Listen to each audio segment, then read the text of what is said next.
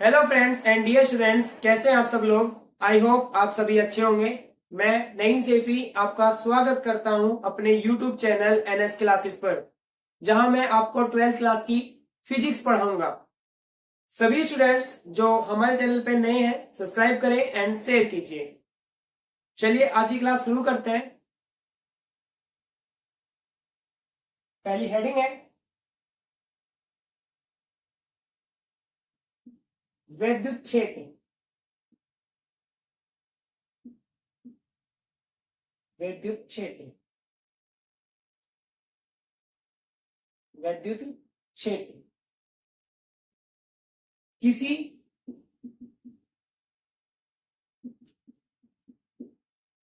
आवेश के चारों ओर का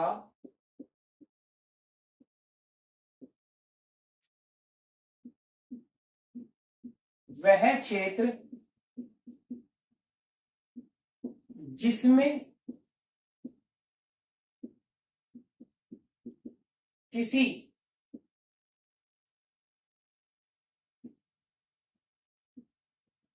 अन्य आवेश को लाने पर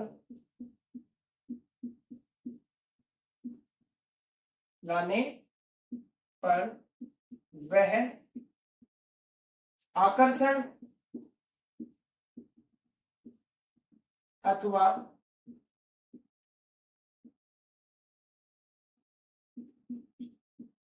प्रतिकर्षण बल का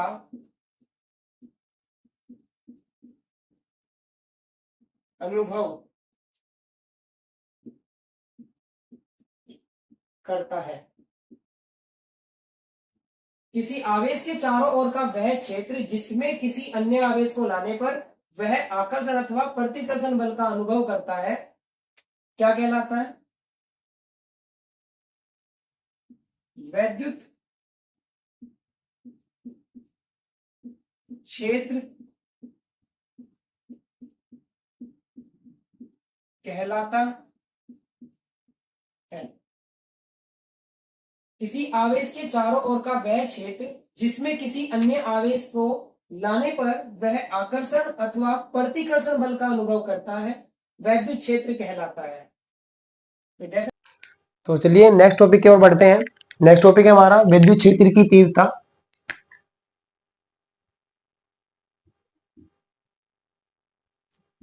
विद्युत क्षेत्र में किसी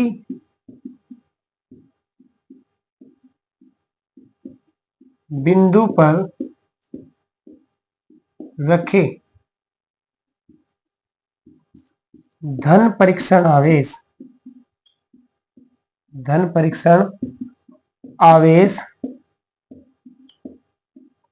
पर लगने वाला बल F तथा परीक्षण आवेश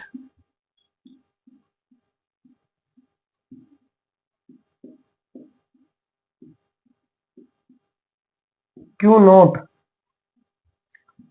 के अनुपात को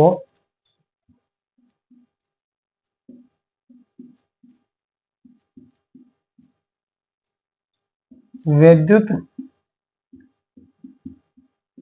क्षेत्र की तीव्रता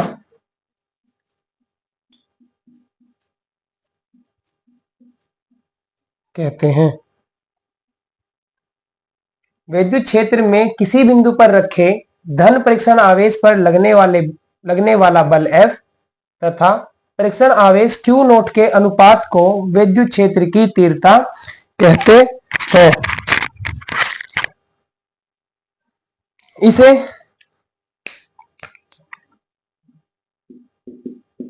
इसे E से प्रदर्शित करते हैं। विद्युत क्षेत्र में किसी बिंदु पर रखे धन परीक्षण आवेश पर लगने वाला बल F तथा परीक्षण आवेश Q नोट के अनुपात को विद्युत क्षेत्र की तीव्रता कहते हैं। इसे E से प्रदर्शित करते हैं। E बराबर F अपॉन Q नोट। इसका मात्रक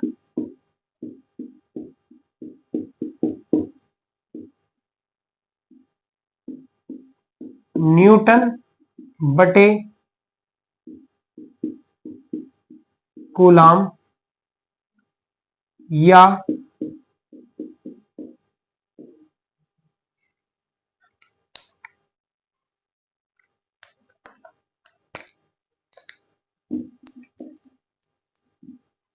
इसका मात्रक न्यूटन बटे कूलाम या वोल्ट बटे मीटर है।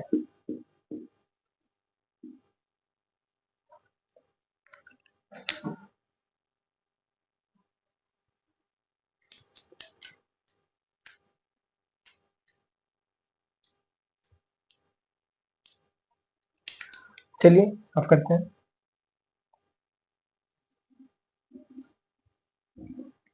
तो विद्युत क्षेत्र की तीव्रता को ई से दिखाते हैं।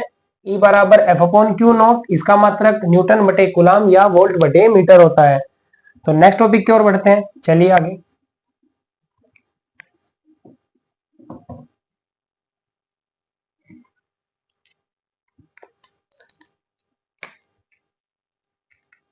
नेक्स्ट टॉपिक है हमारा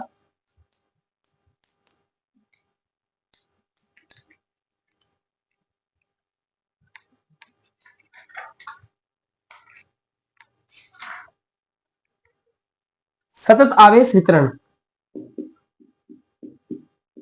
सतत आवेश वितरण। सतत आवेश वितरण डिस्ट्रीब्यूटिंग ऑफ चार्ज, यानी चार्ज को डिस्ट्रीब्यूट करना। तो वो तीन तरह से होता है। चार्ज का डिस्ट्रीब्यूशन हमेशा तीन तरह से होता है।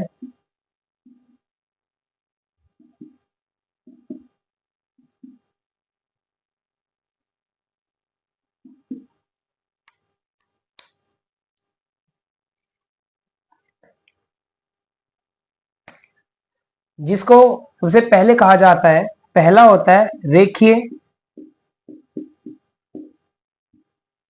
आवेश वितरण या घनत्व। रेखीय आवेश घनत्व। रेखीय आवेश घनत्व। दूसरा होता है पृष्ठीय आवेश घनत्व। पृष्ठीय आवेश घनत्व। और तीसरा होता है आयतन आवेश घनत्व। आयतन आवेश घनत्व। तो सतत आवेश वितरण या सतत आवेश यानी सतत मतलब होता है लगातार किसी चार्ज को बांटना, डिस्ट्रीब्यूट करना। तो तीन तरह से शुरू किया जाता है। पहला होता है रेखीय आवेश घनत्व, पृष्ठीय आवेश घनत्व और आयतन आवेश घनत्व। तो रेखीय आवेश घनत्व क्या होता है? लीनियर चार्ज डेंसिटीज को बोला जाता है। तो यानी जब कोई चार्ज किसी वायर पर, किसी लेंथ यानी किसी रेखा पर फैलता है, जैसे कोई वायर हमने मान लिया इनफाइनाइट वायर है, अनंत लंबाई का एक तार है, इस पर कोई चार्ज डिस्ट्रीब्यूट हुआ है, प्लस आवेश पर फैला है। इस तार की जो लंबाई है वो हमने मान ली L है। तो रेखीय आवेश घनत्व का जो फॉर्मूला बनता है वो बनता है lambda equal to charge distribute हुआ है किस पर, इसकी लेंथ पर, तो Q अपॉन L। मात्रक क्या बनेगा इसका? आवेश का मात्रक कूलाम,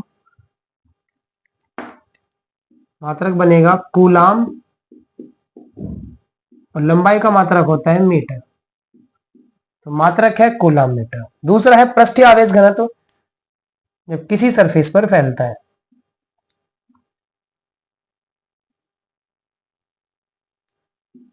चार्ज फैला हुआ है सरफेस पर, प्लस क्यू आवेश। ये इसकी लेंथ हो गई,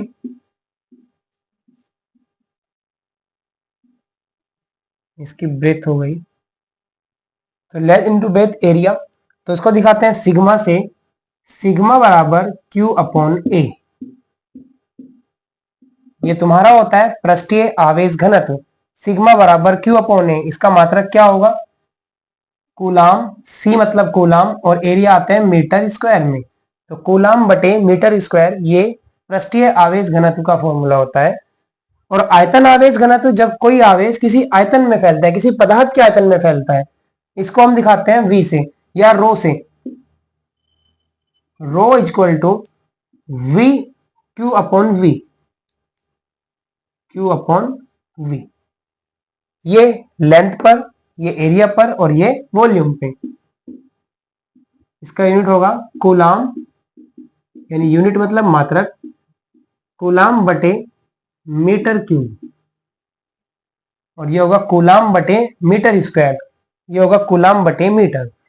तो सतत आवेश वितरण तीन तरह से होता है: रेखीय आवेश घनत्व, पृष्ठीय आवेश घनत्व या आयतन आवेश घनत्व। इसको वितरण भी कहा जाता है: रेखीय आवेश वितरण, पृष्ठीय आवेश वितरण और आयतन आवेश वितरण। तो रेखीय आवेश वितरण को लैम्बडा से दिखाया जाता है, यानी लंबाई पर आवेश फैला हुआ है तो क्यू अपॉन एल, पृष्ठ पर फैला हुआ है तो क्यू सिग्मा बराबर क्यू अपॉन ए, और ये होता है रो, रो बराबर क्यू अपॉन वी, वॉल्यूम पे फैला है आवेश। तो ये तुम्हारा सतत आवेश वितरण था। अब देख सकते हैं सभी। नेक्स्ट आगे टॉपिक में बढ़ते हैं गाइस।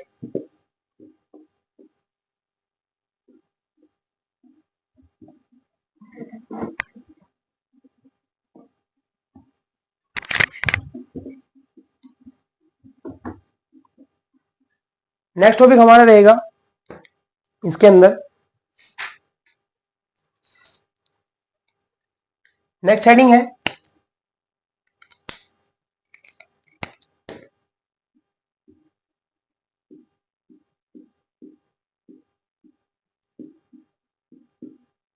वैद्युत द्विध्रुव।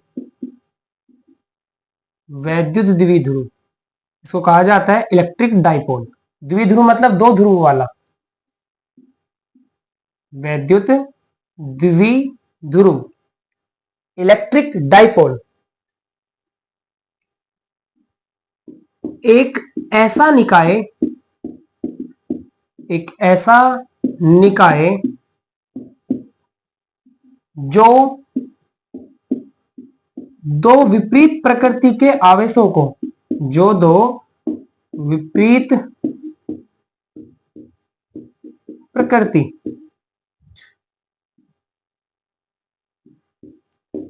के आवेशों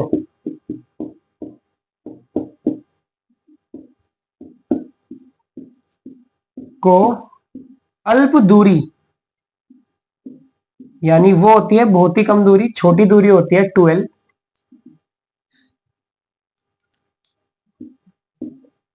पर रखकर बनाया जाता है, बनाया जाता है। वैद्युत द्विध्रुव, वैद्युत द्विध्रुव कहलाता है। एक ऐसा निकाय जो दो विपरीत प्रकृति के आवेशों को अल्प दूरी पर रखकर बनाया जाता है, वैद्युत द्विध्रुव कहलाता है। और अल्प दूरी का मतलब होता है बहुत ही मिनिमम डिस्टेंस, बहुत ही छोटी दूरी, और वो होती है 12। तो उदाहरण मान लेते हैं इसका। उदाहरण जैसे HCl या NaCl आदि और भी उदाहरण है। एक उदाहरण समझ लेते हैं। जैसे हमने कोई पॉइंट माना ए, एक बिंदु बी, बिंदु ए और बिंदु बी। बिंदु ए पर प्लस का आवेश है और बिंदु बी पर माइनस का आवेश है।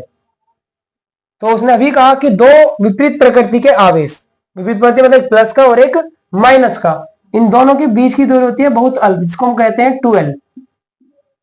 तो ऐसा निकाय जो हमने अभी बनाया, इनके बीच की दूरी 12 है और एक प्लस और एक माइनस आवेश से मिलकर बना है, तो ऐसे निकाय को ही कहा जाता है वैद्युत द्विध्रुव। जैसे हम HCl का समझते हैं, HCl को जब उसके आयनों में तोड़ा जाता है तो क्या बनता है, H plus plus Cl minus.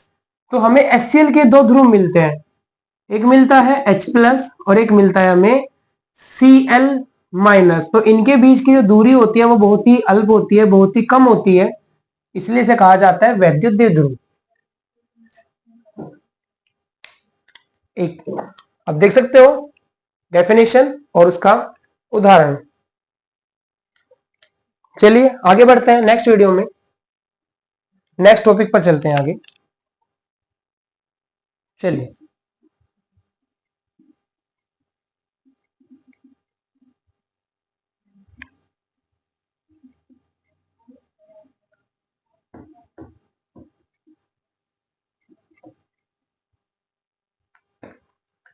इसके बाद हेडिंग है वैद्युत द्विध्रुव आघूर्ण।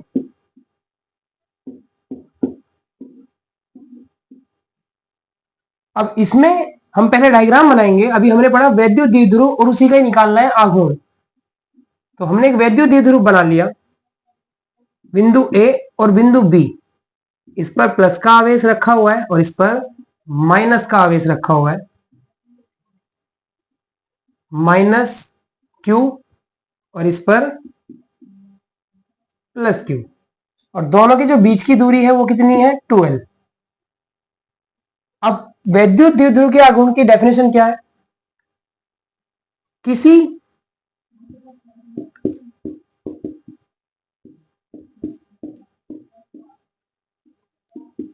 वैद्युत द्विध्रुव के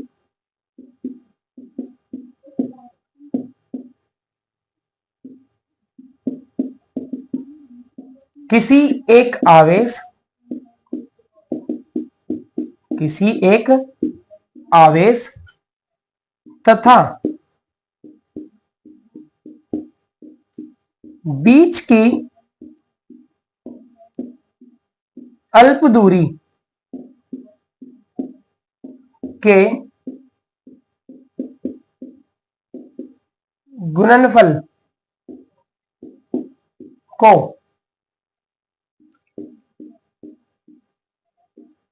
वैद्युत द्विध्रुव आघूर्ण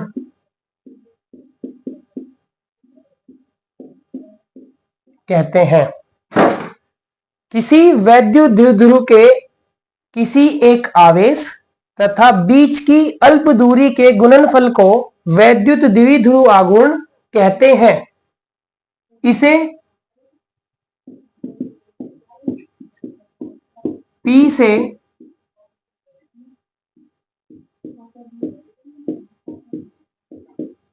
प्रदर्शित करते हैं, इसे P से प्रदर्शित करते हैं। तो किसी वैद्युत द्विध्रुव के किसी एक आवेश तथा बीच की अल्प दूरी के गुणनफल को वैद्युत द्विध्रुव आघूर्ण कहते हैं, इसे P से प्रदर्शित करते हैं। चलिए गाइस आगे देखते हैं इसको।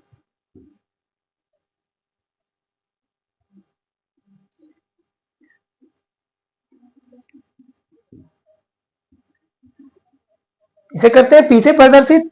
तो P बराबर क्या फॉर्मूला होता है, देखते हैं। इसने क्या कहा कि किसी एक आवेश और बीच की दूरी की गुना। तो P बराबर, बीच का आवेश कितना है कोई भी मान लेंगे, Q, आवेश Q ही है दोनों, Q, और बीच की दूरी है 12। तो P बराबर Q गुना 12, ये फॉर्मूला है वैद्युत द्विध्रुव आघूर्ण का। इसका मात्रक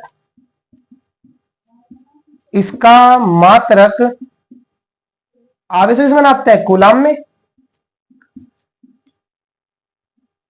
कूलाम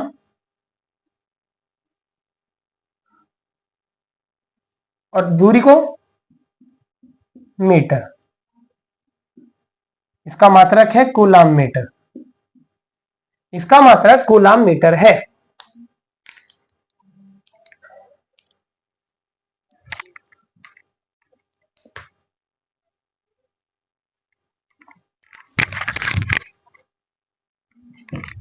चलिए नेक्स्ट आगे बढ़ते हैं।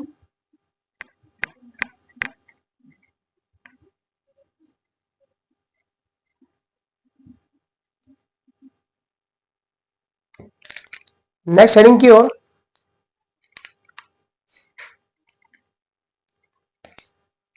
हेडिंग है हमारी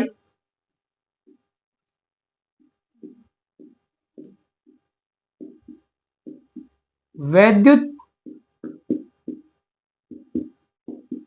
द्विध्रुव के कारण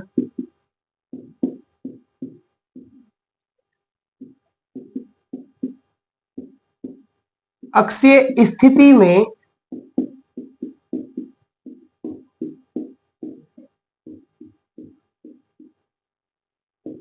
वैद्युत क्षेत्र की तीव्रता।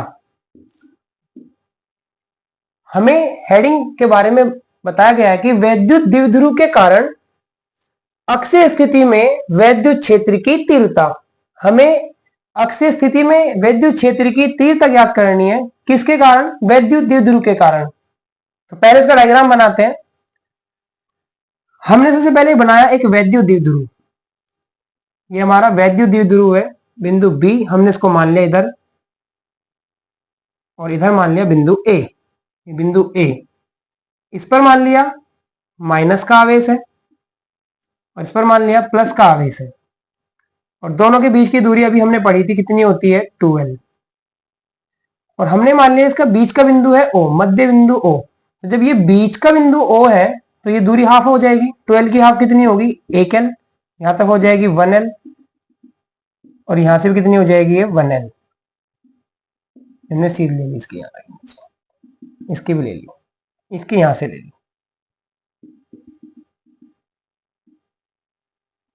तो अब हमें निकालनी क्या थी? वैद्युत क्षेत्र की तीव्रता निकालनी थी अक्षीय स्थिति में। तो माना इसका जो मध्य बिंदु है इससे कुछ दूरी पर, हमने मान लिया कितनी दूरी पर? वो हमने मान लिया r दूरी पर एक अदर पॉइंट रखा हुआ है, r दूरी पर p, एक अन्य बिंदु रखा हुआ है p, और p के दो घटक हैं हमारे। एक p बिंदु रखा हुआ है यहां पर r दूरी पर, एक इस पर ही निकालनी है विद्युत क्षेत्र की तीव्रता, जिसके दो घटक है, एक EB और EA। ये हमें फाइंड करना है। इसके बाद अगर मैं अब इस बिंदु P की बिंदु B से दूरी देखी जाए तो यहां तक तो L है ही है, और यहां से कितनी है R। तो कितनी हो जाएगी टोटल? यहां से अगर देखो उसको यहां से लेके वहां तक की, तो हो जाएगी R प्लस L। R में इतनी इंक्रीज हो गई, L इंक्रीज हो गया। और अगर यहां से देखो A से, तो R में से कितना डिक्रीज हो रहा है? ये L, तो R माइनस L, ये दूरी हो जाएगी हमारी यहां से।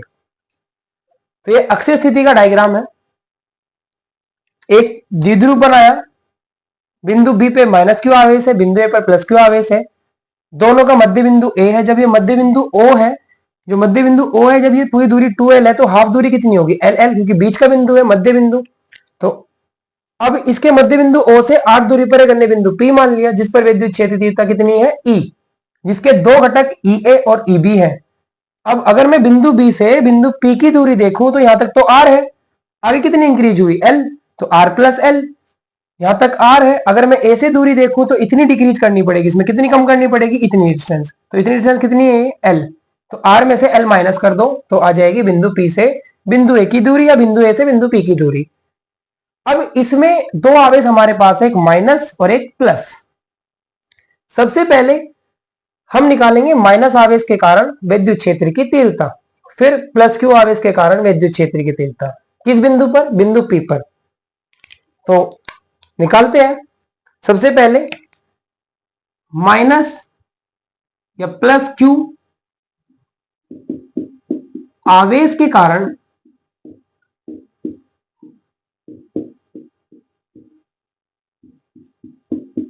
बिंदु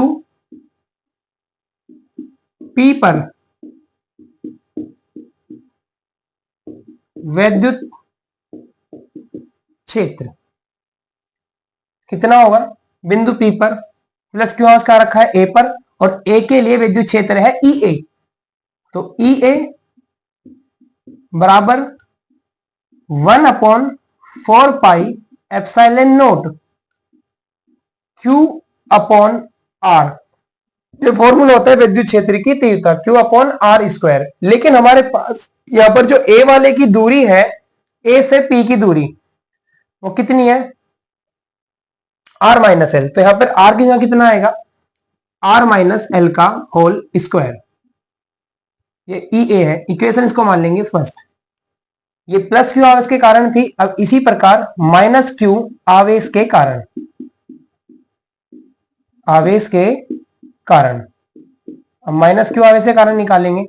तो माइनस क्यू आवेश के कारण जब निकालोगे तो माइनस क्यू किस पे रखा है? बी पर, और बी की दूरी कितनी है? आर प्लस एल, और किधर क्षेत्र है? E B.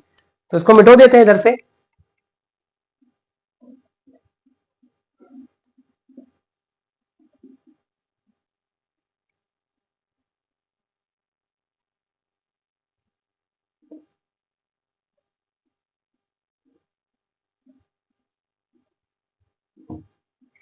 चलो, माइनस क्यू से कारण अगर निकालें तो कितनी होगी देखना। इसे लिख लेंगे ई बी बराबर सेम होगा 1/4 पाई एप्सिलॉन नॉट। इसमें प्लस क्यू था, इसमें कितना आ जाएगा? माइनस क्यू अपॉन, ये माइनस क्यू अपॉन, इसमें आ जाएगी आर प्लस एल का होल स्क्वायर। इस माइनस को ले लेंगे आगे। तो गाइज हमारा क्या बन के आएगा? इधर देखते हैं, हमारा बन के आएगा ई बी माइनस आगे आ जाएगा तो 1/4 pi epsilon not Q upon are plus L का होल स्क्वायर। इक्वेशन कौन सी आ जाएगी? 2। अब अभी हमने चित्र में देखा था जो बिंदु P था उस पर परिणामी विद्युत क्षेत्र की तीव्रता यानी कुल विद्युत क्षेत्र वो था E। यदि बिंदु P पर कुल विद्युत क्षेत्र E है तो E का मान कितना निकलेगा? तो E बराबर ई ए प्लस ई बी। अब ई ए की वैल्यू और ई बी की वैल्यू दोनों आप ऐड कर दीजिए।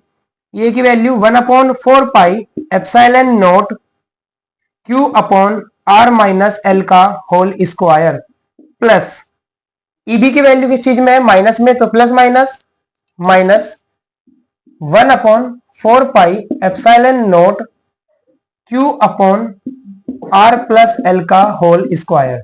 दोनों में से कॉमन वैल्यू, एक तो 1/4 पाई एप्सिलॉन नॉट यहां पर भी है, यहां पर भी है, और एक क्यू कॉमन दोनों में से, तो यह आएगा 1/4 पाई एप्सिलॉन नॉट क्यू, अंदर आएगा 1/r माइनस एल का whole square minus 1/r plus L का होल स्क्वायर, ब्रैकेट बंद। इसके बाद ये फ्रैक्शन वाला सवाल बन गया, इसकी क्रॉस मल्टीप्लाई करके हम एलसीएम लेंगे इसका, तो यह आएगा 1/4 पाई एप्सिलॉन नॉट क्यू।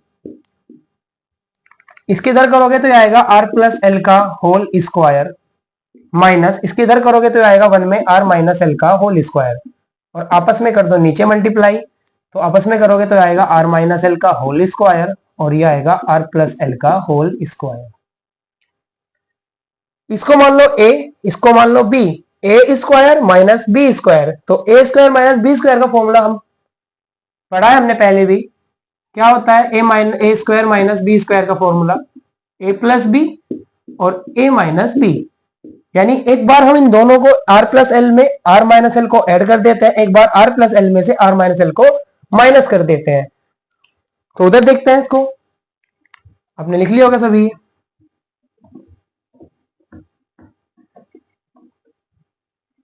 चलते हैं आगे।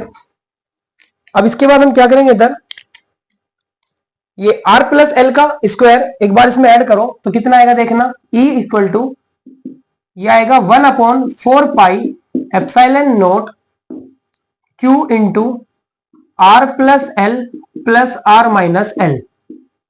दूसरी कंडीशन क्या होगी, r प्लस एल जब उसको माइनस करोगे तो प्लस वाला माइनस का बन जाएगा और माइनस वाला प्लस, माइनस प्लस माइनस और माइनस माइनस प्लस, तो हो जाएगा माइनस का आर प्लस का एल, और अपॉन में ये फॉर्मूला, इसको स्क्वायर को छोड़ो, r minus l r plus l यानी ए माइनस बी और ए प्लस बी यानी a square minus b square, इसी बेस पे हो जाएगा r square minus l square, r square minus l square, और उसका जो बाहर स्क्वायर चल रहा है वो वैसे का वैसे ही रहेगा दोनों का।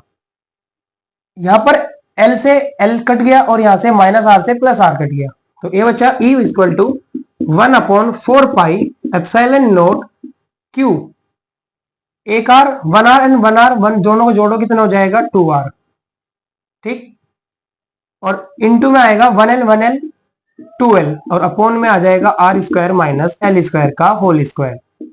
इसको अगर मैं खोल के लिखूं इस प्रकार, 1/4 pi epsilon not q into 2 l into 2 r, 2 l हमने क्यू के साथ में लिख दिया, मल्टीप्लाई में सारी टर्म्स है, और r square minus l square का होल स्क्वायर।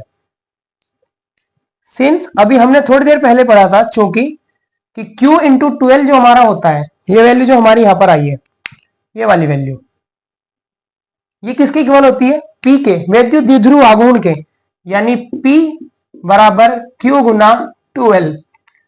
तो हम इसको यहां पर उठा के यहां पे रख देते हैं गाइस, तो E बराबर 1/4 पाई एप्सिलॉन नॉट, ये आ जाएगा P गुना 2R, और अपॉन में आ जाएगा r square minus l square का होल स्क्वायर। तो आप यहां तक नोट कर सकते हैं, इसको थोड़ा आगे बढ़ाना है, अभी देख सकते हैं सभी।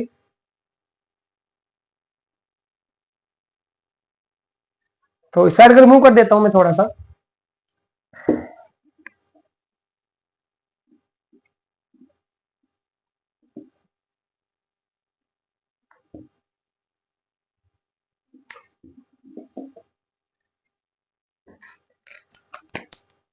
अब ये नीचे वाला, इसमें देखी जाए अगर हम डायग्राम से जाए, जो हमारी ये एल डिस्टेंस है वो एक मिनिमम डिस्टेंस है, क्योंकि 12 एक बहुत छोटी दूरी होती है तो एल तो उससे भी छोटी होगी, और आर एक बड़ी डिस्टेंस है हमारे पास, तो हम क्या लिखेंगे यहाँ पे, क्योंकि एल छोटा है आर से, तब एल स्क्वायर अधिक छोटा होगा आर स्क्वायर से, यानी बहुत छोटा होगा आर स्क्वायर से, अतः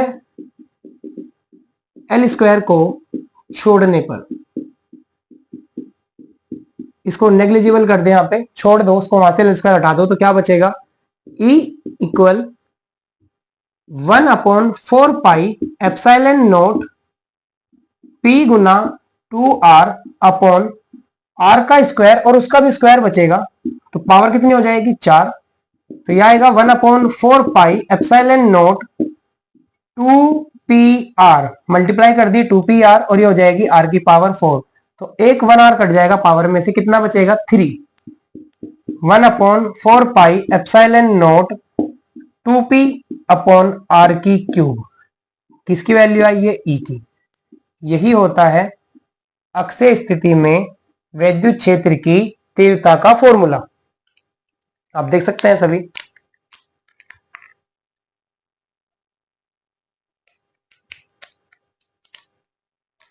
ठीक है।